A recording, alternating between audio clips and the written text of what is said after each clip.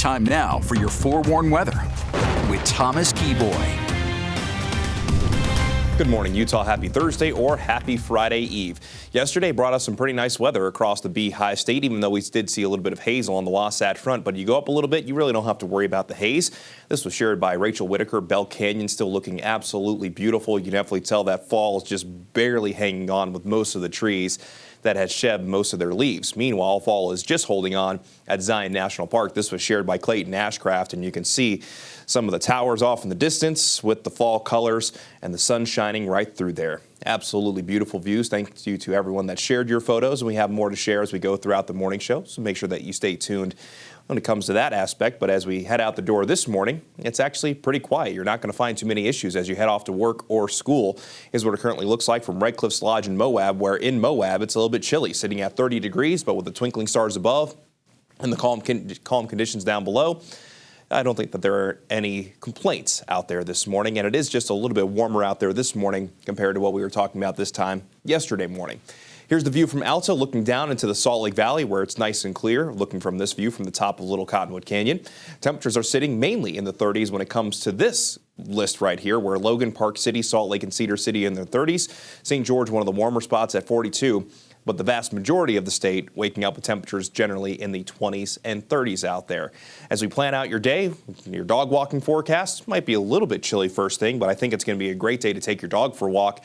And this is Chewy right here. He's smiling at you. It's saying the weather's going to be so nice, we have to go for that walk. And Jan will be taking Chewy for a walk.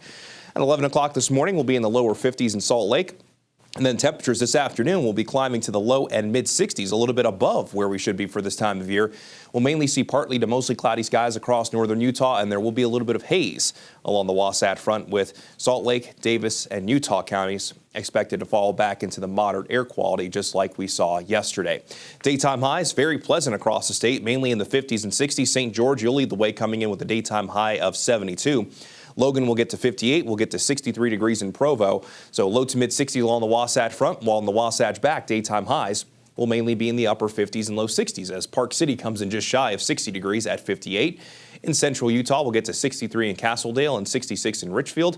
Then down in the southern half of the state, we'll see a daytime high climb to 59 in Monticello, 61 degrees in Bryce Canyon, 67 in Parowan, and we'll get to a daytime high of 67 degrees in Milford.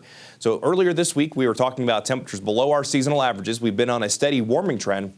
Today will bring daytime highs a few degrees above average, and we'll likely keep that above average warmth for our Friday, Saturday, and Sunday.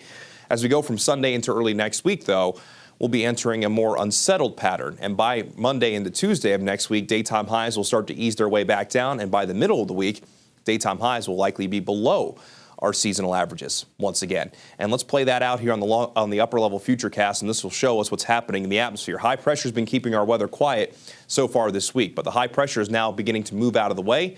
And by tomorrow, a weak disturbance will move in. This will bring us a slight chance for a few stray showers in northern Utah, mainly favoring the high terrain at this point, though.